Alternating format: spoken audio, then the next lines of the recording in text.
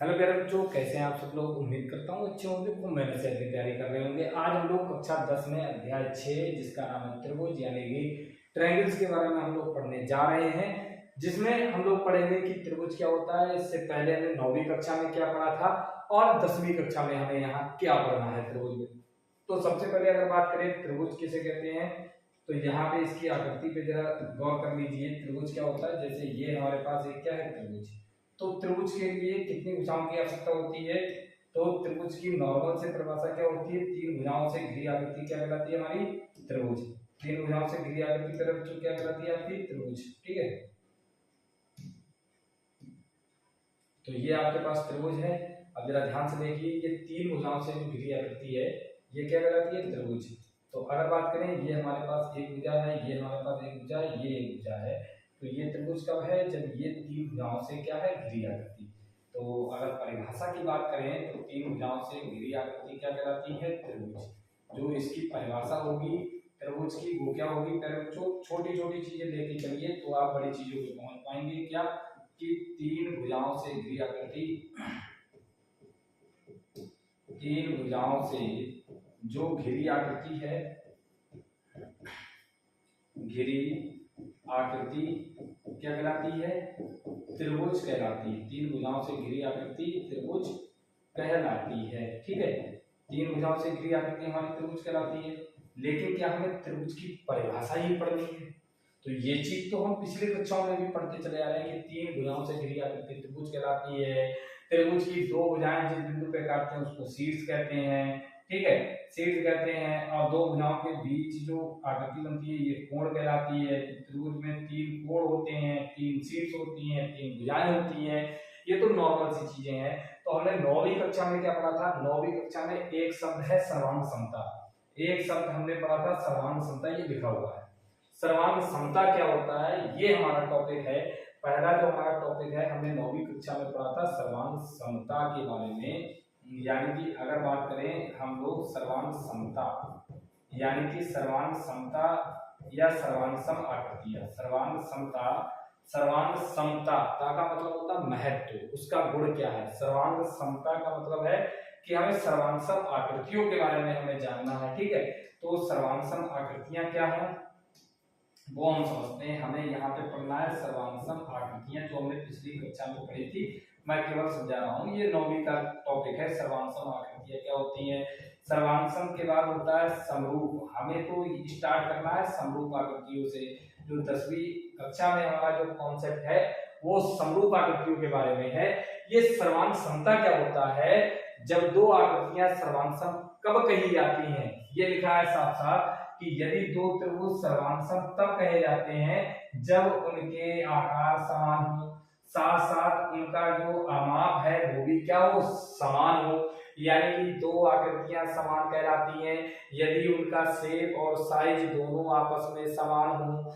यानी कि क्या परिभाषा हो जाएगी, दो आकृतियां सर्वांग सम कहलाती हैं। दो आकृतियां हमारी वो सर्वांग सम कहलाती हैं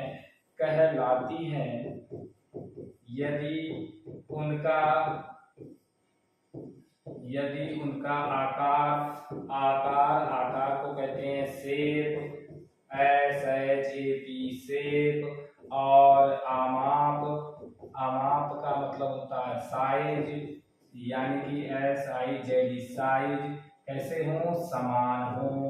दो आकृतियां सर्वांग सम कहलाती हैं यानी कि यदि उनके आकार और आमाप बिल्कुल क्या हो, समान हो।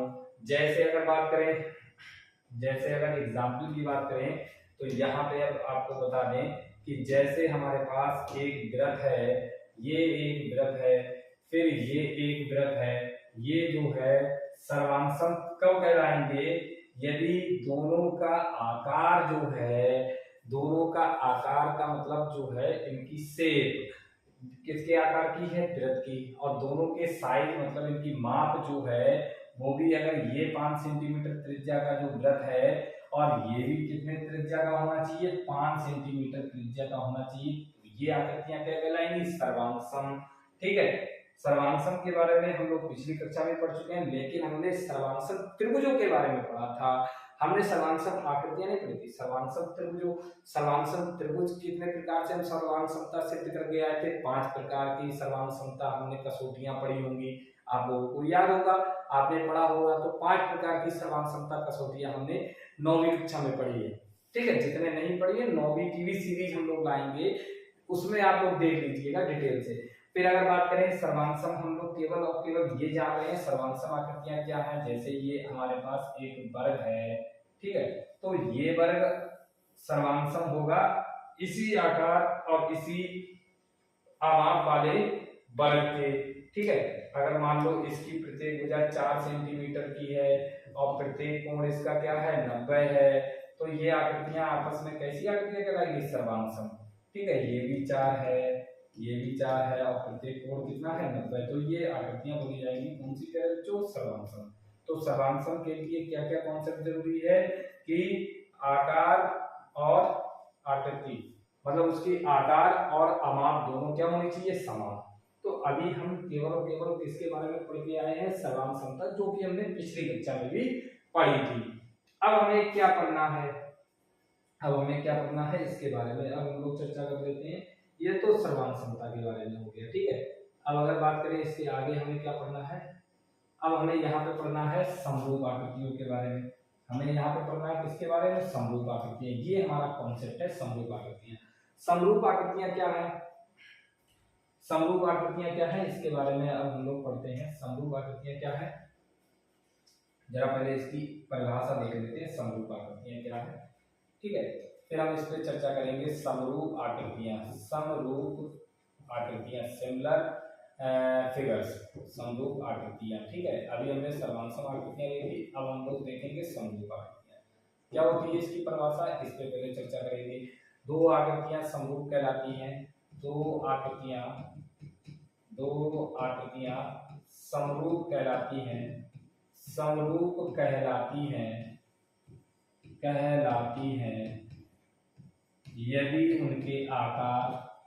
यदि उनके आकार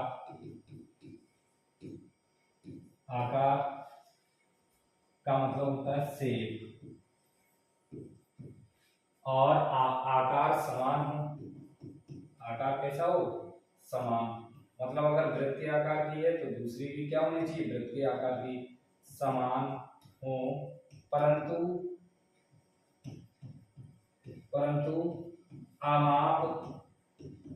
आमाप का मतलब होता है साइज, समान हो यह आवश्यक नहीं है। तो समरूप और सर्वांगसम क्या है समझ में आ गया होगा। सर्वांगसम का मतलब होता है सभी प्रकार से उसके अंग भी समान हो और उसके आकार भी समान हो, यानी कि शेप और साइज दोनों समान हो। जबकि समरूप क्या है? वो तो सर्वांगसम की कहानी होगी।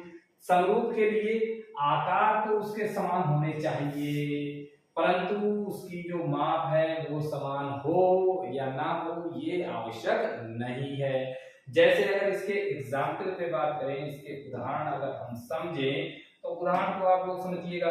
जैसे अगर वर्ग की बात करें तो दो वर्ग, जैसे एक ये वर्ग हो गया हमारा, ठीक है, और एक ये वर्ग हो गया हमारा, तो ये कैसी आकृतियां हैं? ये सर्वांगसम आकृतियां नहीं कही जाएंगी। क्यों? क्योंकि इनका आकार तो सेम है, दोनों वर्ग हैं, मतलब सेम इनकी वर्गाकार है, लेकिन इनकी जो साइज है यानी कि आमाप वो समान नहीं है। ये पता नहीं कितनी भुजा का हो। मान लिया ये अगर 4 सेंटीमीटर भुजा का है, इसकी प्रत्येक भुजा 4 सेंटीमीटर की है, इसकी प्रत्येक 2 सेंटीमीटर की है, तो ये प्यारे बच्चों सर्वांगसम तो होने से रही, ठीक है। ये सर्वांगसम नहीं होंगी, तो ये क्या होंगी? तो ये होंगी समरूप, यानी कि जिसमें आकार तो समान है लेकिन उनकी आमाप समान ना हो, उसको हम कहते हैं कौन सी आकृतियां? समरूप आकृतियां। अगर इसके आगे की बात करें, ये हमारे पास हो गया समरूप। एक एग्जाम्पल और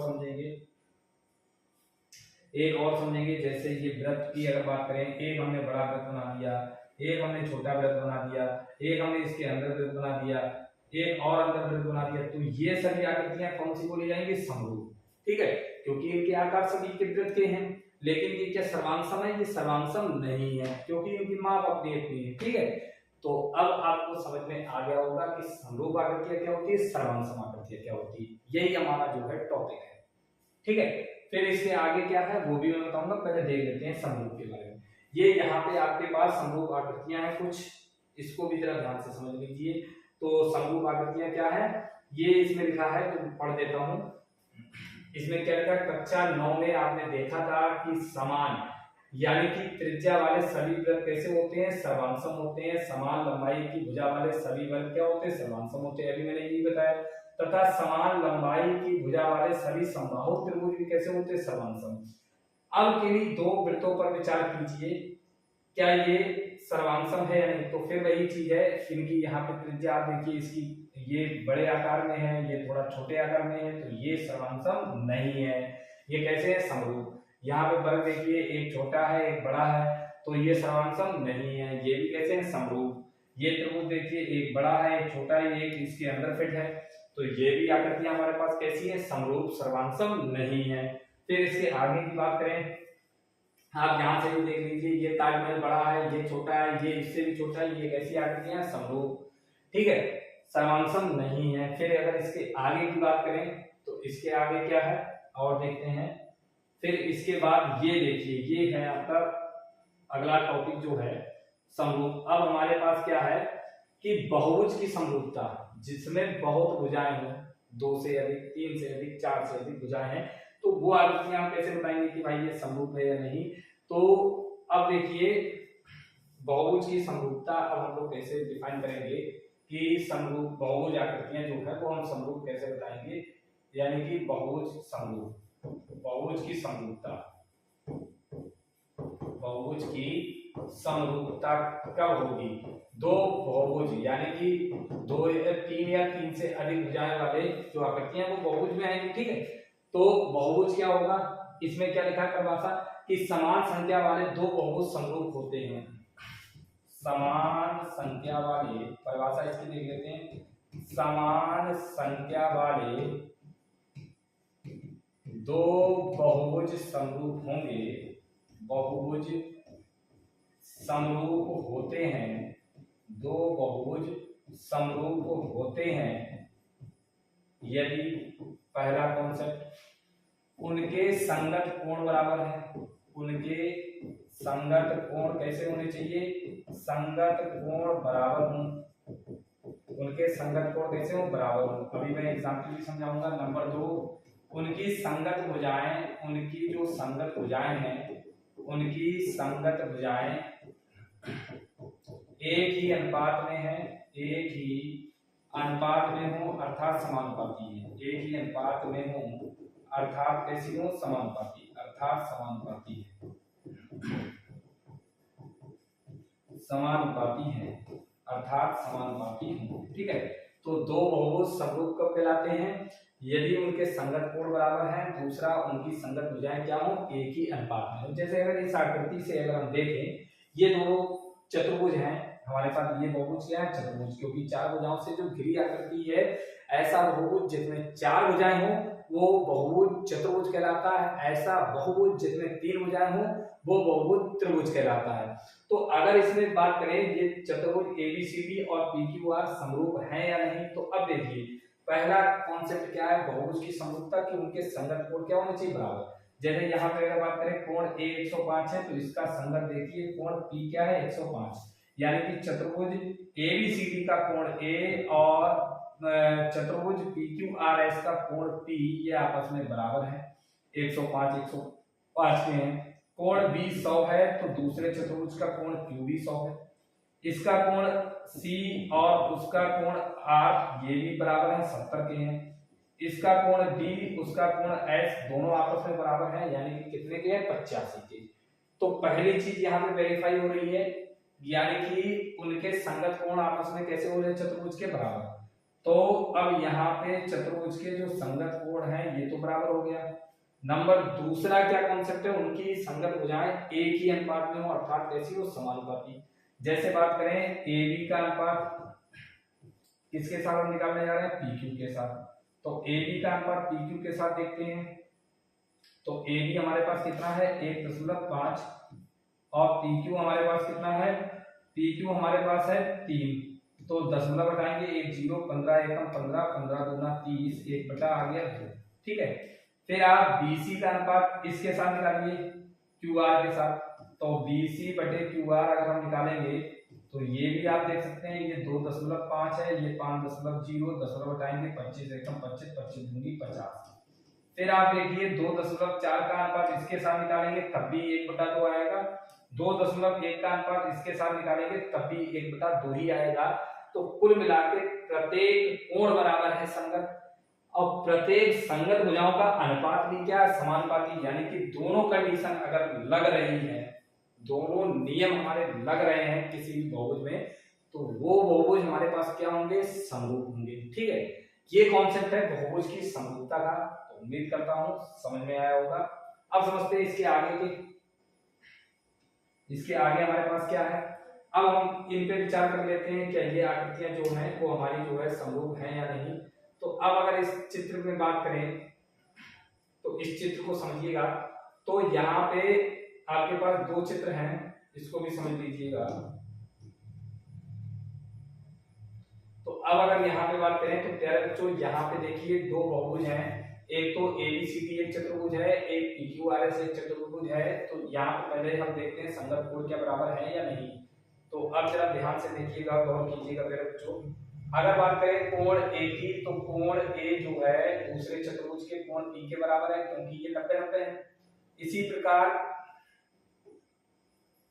कोण जो है B जो है वो बराबर है कोण Q के, ये भी 90 है। कोण C जो है वो बराबर है कोण R के, ये भी 90 है। कोण D जो है वो बराबर है कोण S के, ये भी 90 है। तो यहाँ पे चतुर्भुज का प्रत्येक कोण तो बराबर है। अब भुजाएं देखते हैं क्या समानुपाती है या नहीं। तो AB वाली भुजा का अनुपात PQ वाली के साथ देखते हैं। सबसे पहले AB बटे हम क्या देखेंगे, PQ।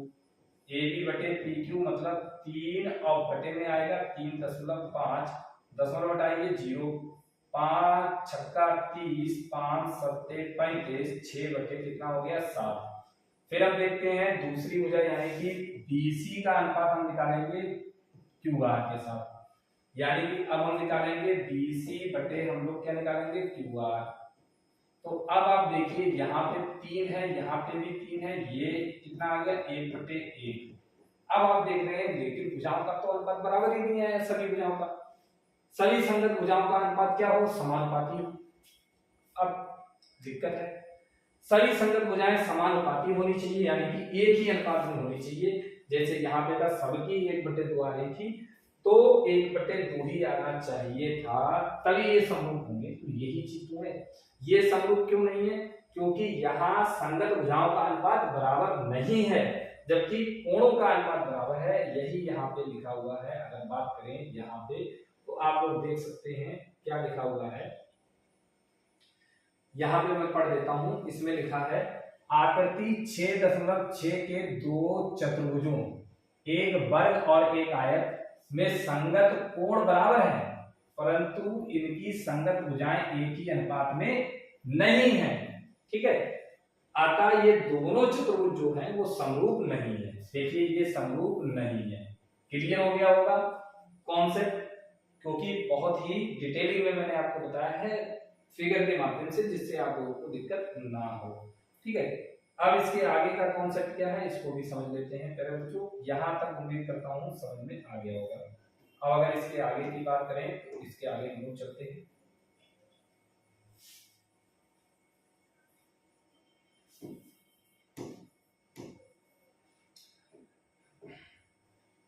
इसी प्रकार आप देख सकते हैं कि आकृति 6.7 के दो चतुर्भुज, एक तो वर्ग है और एक समचतुर्भुज है।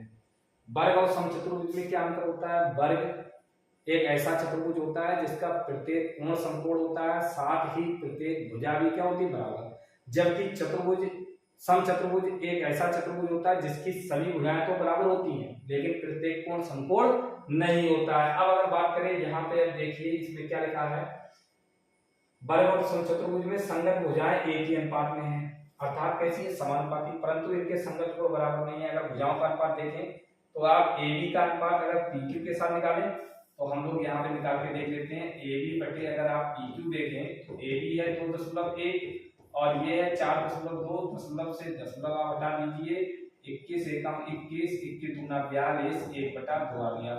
फिर आप इसी प्रकार निकालेंगे बीसी का अनुपात, मान लीजिए क्यू आर के साथ आपने निकाला, हमने निकाला बीसी बटा क्यू आर। बीसी हमारे पास कितना है 2.1 और बटे में 4.2, फिर 21 एकम 21, 21 दूना 42, क्यों दशमलव हटाएंगे कोई फर्क नहीं पड़ेगा, 1/2 आएगा, ठीक है, क्योंकि यहाँ पे आप दशमलव हटाइए कोई फर्क नहीं पड़ने वाला।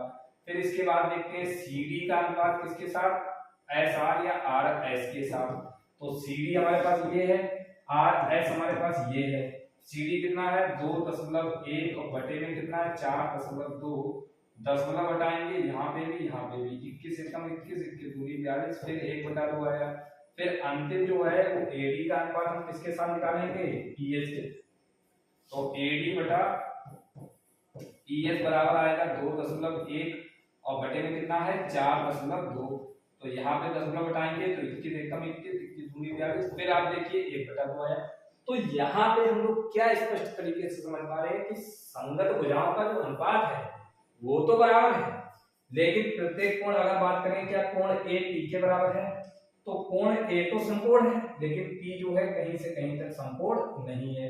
कोण ए नॉट इक्वल टू कोण पी, इसी प्रकार कोण बी नॉट इक्वल टू कोण क्यू, कोण सी नॉट इक्वल टू कोण आर और कोण D also not equal to कोण एस। ठीक है, तो कहने का मतलब ये है, यही चीज इसमें लिखा गया था कि दो चतुर्भुज हैं, एक हमारे पास वर्ग है, एक समचतुर्भुज है, इनकी संगत भुजाएं तो एक ही अनुपात में है परंतु इनके संगत कोण समान नहीं है या बराबर नहीं है, इसलिए दोनों बहुभुज जो है वो समरूप नहीं है। ठीक है, तो ये हमारे पास प्रतिबंध होता है। इसी प्रकार आप देख सकते हैं कि दो बहुभुज की समरूपता के प्रतिबंध, एक तो पहला प्रतिबंध संगत कोण बराबर होने चाहिए, दूसरा प्रतिबंध क्या था कि उनकी जो भुजाएं हैं एक ही अनुपात में हो यानी कि संतुष्ट करे, तो वो त्रिभुज कैसे होते हैं, समरूप होते हैं। अब अगर इसके आगे की बात करें तो इसके आगे हमारे पास क्या है, इसको भी समझ लेते हैं। इसके आगे क्या है, अब इधर देखो, अब इसके आगे समझते हैं। इसके आगे हमारे पास क्या है, इसके आगे हम समझेंगे, इसके आगे देखते हैं। अब इसके आगे क्या है, प्रश्नावली 6.1, इसमें लिखा है कोष्टक में दिए गए शब्दों में सही शब्द का चयन कीजिए, सही शब्दों का प्रयोग करते हुए रिक्त स्थानों को भरिए। ठीक है, पहला हमारा जो रिक्त स्थान है इसमें लिखा है सभी वृत्त कैसे होते हैं। तो अभी आपको मैंने बताया सभी वृत्त जो होते हैं वो सर्वांशम नहीं होते हैं। सर्वांशम के लिए उनका आकार और उनकी आमात दोनों क्या होनी चाहिए, बराबर, लेकिन समरूप होते हैं। कैसे होते हैं, समरूप। हमारे पास ये जो आकृतियां होती है ये होती है समरूप, तो सभी वृत्त जो होते हैं वो समरूप होते हैं। ठीक है, सर्वांशम नहीं होते हैं। क्यों, क्योंकि ये देखिए अगर आप यहाँ से वृत्त से अगर समझे चीजों को तो देखिए यहाँ पे ये शायद चित्र नहीं दिखा होगा, मैं बता दूंगा। ठीक है, चित्र ये एक हमारे पास वृत्त है, ऐसे समझ लीजिए। दूसरा भी मैं बता दे रहा हूँ, एक थोड़ा छोटा बना दे रहा हूँ, इसको भी कर देते हैं। ये देखिए, तो ये हमारे पास जो वृत्त है वो कैसे हैं, ये हमारे पास जो वृत्त है वो कैसे हैं बच्चों, समरूप है, सर्वांशम नहीं है। ठीक है, क्योंकि साइज उनका सेम मतलब सेम आकार जो इनका सेम है लेकिन इनकी जो साइज है वो सेम नहीं है। अगला हमारे पास जो है प्रश्न वो ये है, इसको भी समझ लेते हैं। ये हमारे पास प्रश्न क्या है, इसमें क्या लिखा है इसको समझिए जरा ध्यान से, ये भी रिक्त स्थान है, इसको भी समझ लेते हैं। इसमें हमारे पास क्या लिखा है कि सभी वर्ग जो है, सभी वर्ग कैसे होते हैं, फिर से समझिए, सभी वर्ग जो है सर्वांशम नहीं होते हैं, सभी वर्ग भी हमारे कैसे होते हैं, समरूप। ठीक है, सभी वर्ग हमारे पास होते हैं समरूप। फिर अगर बात करें सभी समद्विबाहु त्रिभुज समरूप नहीं होते हैं, सभी समबाहु त्रिभुज कैसे होते हैं, समरूप। ये समबाहु त्रिभुज जो होते हैं वो कैसे होते हैं, समरूप। फिर आगे क्या लिखा है, भुजाओं की संख्या समान वाले दो बहुभुज जो है समरूप होते हैं यदि उनके संगत कोण क्या होने चाहिए, बराबर। उनके संगत कोण होने चाहिए बराबर और उनकी संगत भुजाएं होनी चाहिए कैसी, समानुपाती। समानुपाती। ठीक है, तो ये हमारे पास प्रश्न संख्या 1 जो है वो कंप्लीट होता है। ये हमारे पास सभी रिक्त स्थान जो है कंप्लीट होता है। उम्मीद करता हूँ आप लोगों को समझ में आ गया होगा। फिर आगे कह रहा है निम्नलिखित युग्मों के दो भिन्न भिन्न उदाहरण दीजिए। नंबर पहला कह रहा है समरूप आकृतियां। तो इनके दो भिन्न भिन्न उदाहरण समरूप आकृतियों के अगर उदाहरण की बात करें तो देखिएगा समरूप आकृतियों के मैं उदाहरण लिख देता हूं। क्या इनके उदाहरण है? तो अगर मैं बात करूं समरूप आकृतियों के उदाहरण, इसको मैं रख कर देता हूं। तो पहला पार्ट है दूसरे का जो पहला है, दूसरे का पहला ये है समरूप आकृतियां। ठीक है, समरूप आकृतियां, इनके उदाहरण मैं दे देता हूं। आकृतियां इनके दो उदाहरण आपसे पूछे, दो भिन्न भिन्न। तो पहला उदाहरण नंबर 1। तो पहला उदाहरण इसका क्या है? तो अगर बात करें तो हम लोग बना देते हैं समरूप आकृतियां। समरूप के लिए एक हमने बड़ा वृत्त बना दिया और एक उससे हमने क्या बना दिया, छोटा। तो ये हमारे पास जो आकृतियां हैं, ये आकृतियां कैसी बोल जाएंगी? समरूप। ठीक है, फिर बात करें दो उदाहरण पूछे थे ना, तो दूसरा उदाहरण भी हम लिख दे रहे हैं। जैसे यहाँ पे तो ये दो वृत्त हो गए। तो दो वृत्त जो है वो कैसे आकृतियां हैं? समरूप। फिर अगर बात करें दो वर्ग ले लीजिए, दो वर्ग वो भी हमारे पास क्या होंगे? दो वर्ग कैसे होते हैं? समरूप होते हैं। ऐसे ही दो वृत्त समरूप होते हैं, दो वृत्त समरूप होते हैं, समरूप होते हैं। इसी प्रकार से दो जो वर्ग होते हैं वो भी कैसे होते हैं? समरूप होते हैं। दो वर्ग भी हमारे पास होते हैं समरूप। फिर अगर यहाँ पे बात करें तो अगर वर्ग की बात करें तो एक वर्ग हम लोग ले लेते हैं बड़ा, थोड़ा कलर इसका थोड़ा डिफेक्ट कर देते हैं यहाँ पे करने के लिए। ये हमारे पास है, ये एक वर्ग है। ठीक है, और ये भी एक वर्ग है। ये हमारे पास दो वर्ग हैं, वो समरूप होंगे आपस में। उम्मीद करता हूँ क्वेश्चन नंबर 2 आपको समझ में आ गया होगा। स्क्रीनशॉट आप लोग इसका ले सकते हैं। ठीक है,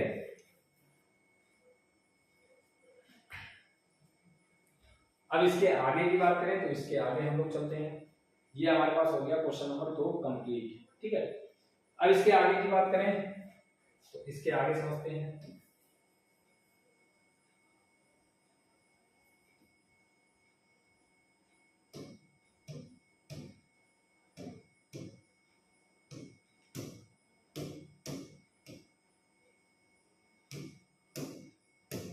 अब देखिए अगला इसमें प्रश्न क्या है? दूसरे का जो सेकंड पार्ट है, ऐसी आकृतियां जो समरूप नहीं है। तो ऐसी आकृतियां जो समरूप नहीं है, आकृतियां जो समरूप नहीं है, आकृतियां जो समरूप नहीं है, समरूप नहीं है, उनके हमें उदाहरण देना है।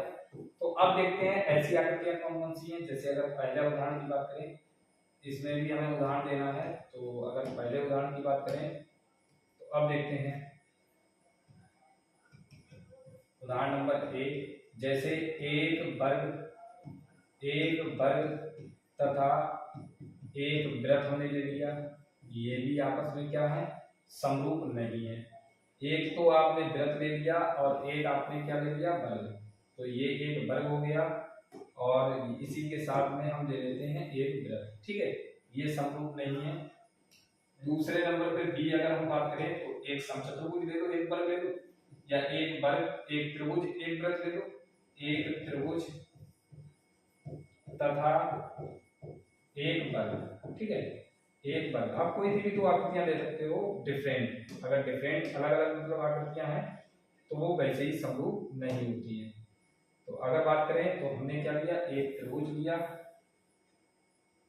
और दूसरे नंबर पे हमने क्या लिया? एक त्रिभुज और एक हमने क्या लिया? वृत्त, नहीं वर्ग लिया। सॉरी सॉरी सॉरी सॉरी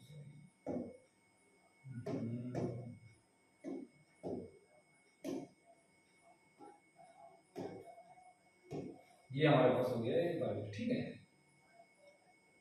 ये उम्मीद करता हूँ क्वेश्चन आपको समझ में आ गया होगा। स्क्रीनशॉट आप लोग इसका ले सकते हैं। फिर इसके बाद चलते हैं प्रश्न संख्या 3 पे।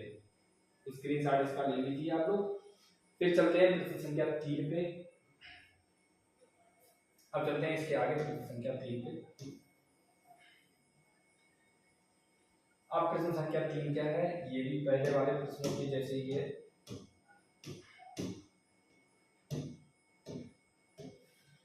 प्रश्न संख्या 3 हमारे पास क्या है, इसमें कह रहा है बतलाइए कि निम्नलिखित चतुर्भुज समरूप है या नहीं।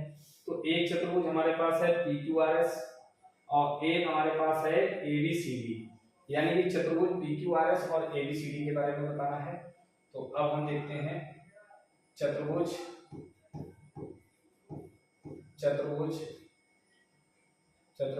ABCD तथा चतुर्भुज PQRS में, चतुर्भुज PQRS में इनके बारे में हमें देखना है। तो अगर बात करें संगत भुजाओं का अनुपात ले लीजिए, जैसे हमने ले लिया PQ का अनुपात AB के साथ, बेटा इसका इसके साथ, इसका इसके साथ, इसका इसके साथ, इसका इसके साथ और चौथे वाले का चौथे वाले, ठीक है। तो फिर से समझिए PQ का AB के साथ अगर बात करें तो PQ हमारे पास है 1.5, फिर है 3 दशमलव हटाएंगे 0 बढ़ाएंगे 15 1 15 15 दूनी 30 1/2। फिर बात करें RQ बटे में BC आएगा, तो RQ हमारे पास है 1.5 बटे में 3 दशमलव हटाएंगे 0 15 1 15 15 दूनी 30 1/2। फिर अगर बात करें SR बटे में हमारे पास हो जाएगा CD, ये हमारे पास 1.5 बटे में 3 दशमलव हटाएंगे 0 15 1 15 15 दूनी 30 1/2। फिर हमारे पास होगा PS बटे में AD, PS हमारे पास है 1.5 बटे में 3 दशमलव हटाएंगे 0 15 1 15 15 दूनी 30।